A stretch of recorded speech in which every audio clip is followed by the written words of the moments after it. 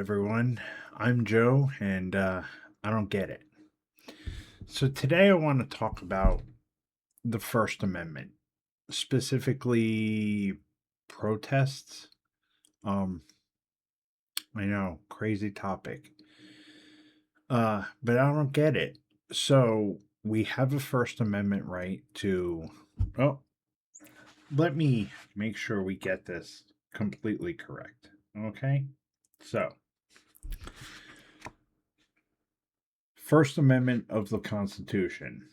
Congress shall make no law respecting an establishment of religion or prohibiting the free exercise thereof, or abridging the freedom of speech, or of the press, or of the right of the people peaceably to assemble, and to petition the government for a redress of grievance.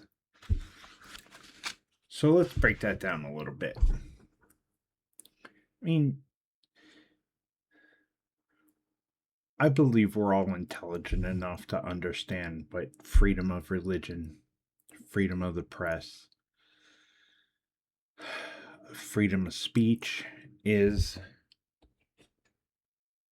Well, okay, well, we'll get back to that one because maybe not so much anymore. But peaceably assemble, redress grievances, peaceably assemble.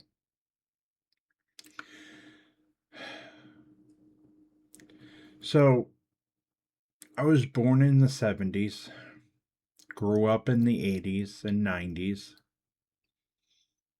I've borne witness to lots of protests. Um, Riots in the 90s, a lot of riots, especially on the West Coast. Weird, huh? But it seems like ever since 2020, the idea of protesting, especially nowadays, and the past couple years specifically, the idea of protesting. Let me read that back again. The right of the people peaceably to assemble and to petition the government for a redress of grievances. So, peaceably assemble. I don't know. I don't get it. When I think of peaceably assemble, standing in a park on a sidewalk, holding up signs, shouting slogans, although I don't quite understand how shouting slogans can help change anybody's mind, but to each their own, I guess. You have the right to say it. Uh I just I don't get where we as a people, we as a society here in the United States kind of drifted off into blocking traffic, assaulting people on the street, robbing, looting, pillaging, burning things, buildings, cars, assaulting people, killing people. When did that become peaceful? It's the idea of breaking into locally owned businesses and running out with tens of thousands, if not millions of dollars worth of stuff. And waiving citizens, everyday citizens, blocking them from going to work, visiting relatives, going shopping, just living their daily lives, because they have the same rights and freedoms that these protesters have. But yet some individuals in this country feel it's their right to stop other normal citizens and demand for them to tell them who they are, show IDs, etc., etc., etc. How is that peacefully assembling? How is that addressing grievances against the government? How does destroying neighborhoods, beating on and hurting fellow citizens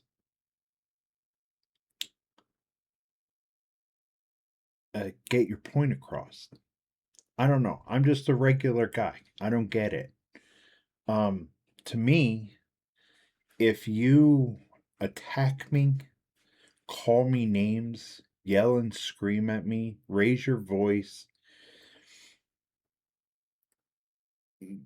come at me, attack me, whether it's verbally or physically, my first instinct is to go the exact opposite direction that you are attempting to drive me towards. You want me to think or feel a certain way about certain topics, certain individuals, certain political leaders, yet if I don't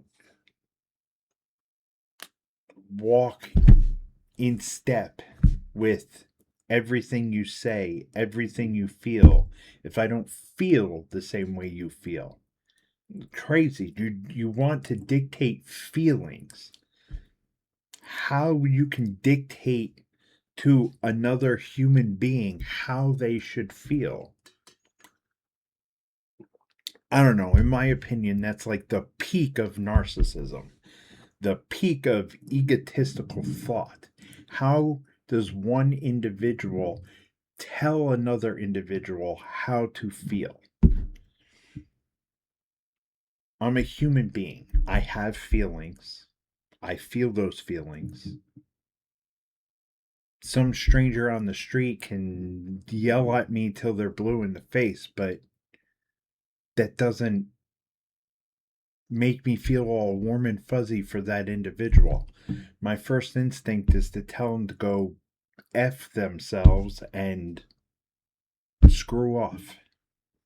I got more important things to worry about and do than to listen to you blabber on about some BS that doesn't affect me personally. I like to believe I'm an open minded guy. I am willing to listen to you if you have a calm demeanor and a calm demeanor and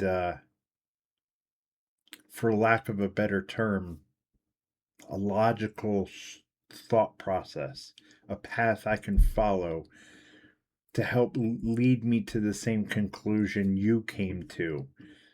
But it has to be backed up by facts and evidence and not just conjecture, not emotional rhetoric that has no basis in reality or fact. And I understand that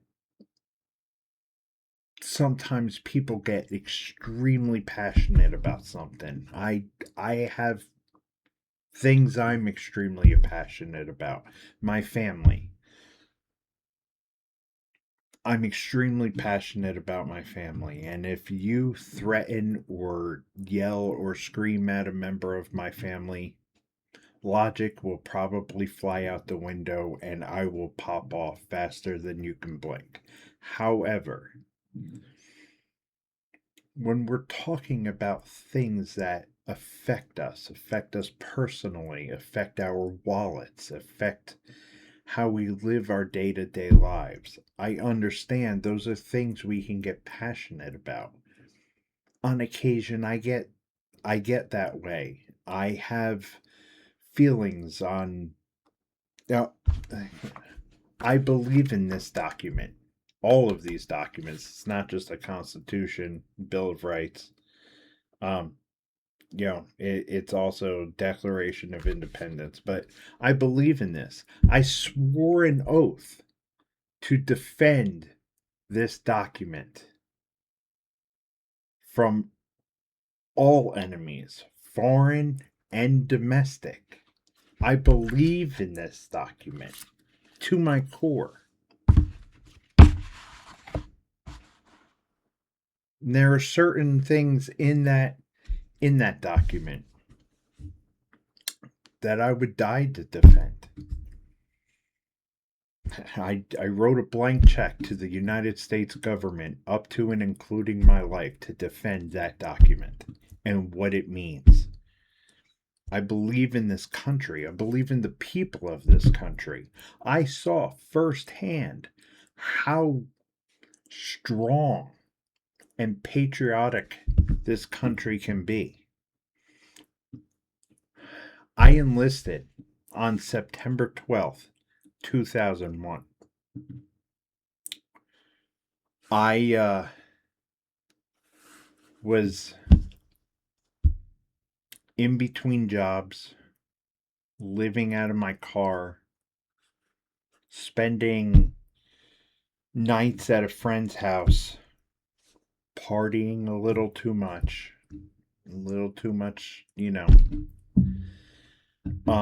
I ended up falling asleep on an air mattress in a laundry room. And my friends, they kicked my mattress until I woke up and they said, "Joe, you need to see this." And I watched it live.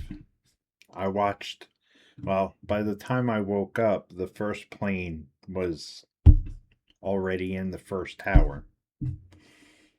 But I saw live. I was living in North Jersey at the time, so not that far away. Um, I saw the second plane, or watched as the second plane flew into the second tower. I watched as the towers fell. I watched those thousands of people falling to their deaths. And it sparked something in me, just like hundreds of thousands of other young men and women who showed up at the recruiter's office the very next day. When I arrived at the recruiter's office on the 12th, it took me 2.5 hours just to get into the office itself, but the line was wrapped around the building. That's American patriotism. We were attacked. Somebody overseas decided they hated America enough to cause one of the most grievous attacks in this country. So, I've seen firsthand how much love there is. And I know things change. It's been, you know, the 26 years. A lot of people who weren't born yet only heard stories. I think they have a hard time remembering, but I don't. I remember exactly where I was, exactly what I was doing. Anyways, protests. The point of this video is specifically talking about your First Amendment right to protest. And we have it. As an American citizen, we are afforded the right to redress grievances to the United States government through peacefully assembling, peaceably assembling. The problem is where many of my fellow citizens seem to fall short is in the peaceably part of that. You don't have a First Amendment right to loot and pillage stores because you're upset or angry or frustrated or feel oppressed. You don't have a First Amendment right to that. You don't have a First Amendment right to drag fellow citizens out of their cars and beat them half to death because you don't agree with or you don't believe they believe the same things you do. You see, the issue I have with the current state of protest is it's not protesting. You're not protesting, you're rioting. You don't have a First Amendment right to riot. You can stand on the side of the road and shout and hold up signs and grab a bullhorn and tell people how you feel, how angry you are, how upset you are. You have that right. But the second you start blocking traffic, assaulting people, killing people, destroying property, stealing things, theft, destruction, murder, assault, hell, even just blocking traffic.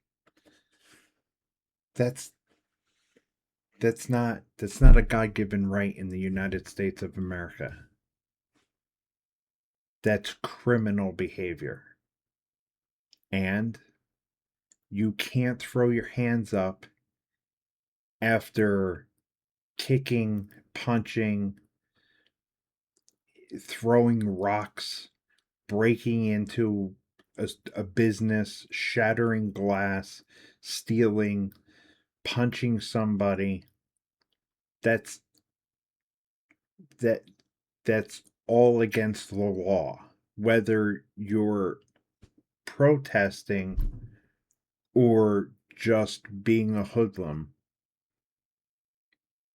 that's not protesting. That's a riot. That's illegal. And in some states, some very harsh punishments can come towards you. So, I guess in the end, what I'm asking, I don't get it. I don't understand. I understand the anger. I understand the frustration. I understand shouting until you're blue in the face and just trying to get your point across. You feel like nobody hears you and you're just trying to get your point across. But there comes a point where you have to stop and think. Just stop and think. Am I doing my message more harm than good if I follow this path? If I just, again, gonna go over the list again. If I disrupt traffic, if I assault somebody, if I verbally or physically attack somebody, if I throw a brick, if I, you know, throw a bottle of water at somebody, if I, smash a window, if how is it getting a positive point across or a legitimate point across by breaking into a store and taking everything and running away? How how is that getting your point across other than I'm a petulant child and I'm going to do and say whatever I want and screw you if you don't fall in lockstep behind me. You're my enemy and I'm just going to beat you in the face. It doesn't make sense to me. Maybe there's something I'm missing. I mean, I've read this book numerous times. I mean, I had to in elementary school, high school, college. You know, I just think it's a good book to read. You know, to understand how our country works, why certain people decide to show, in my opinion, one of the truest form of patriotism and, volunteer for service to the country. And I'm not just talking about, military veterans. Although I come from a family of veterans. Both my grandfathers served. Um, my father, uncles, myself, my son, one of my sons, um, all served. But I have family members who have been police officers, firefighters. Um, Speaking of 9/11, my uncle Ronnie was there at Ground Zero. He was a firefighter in North Jersey. Anyways, I'm in the end, I want to understand. I want to understand the world I'm currently living in. And I don't right now. I don't understand the point. I don't get it. If you can enlighten me, please try. Leave a comment. If you enjoy listening to me ramble on, if you want to have a conversation about it, about this, any other, please leave a comment below. Like, subscribe. Please help me understand because I truly don't get it. I love you all. Thank you.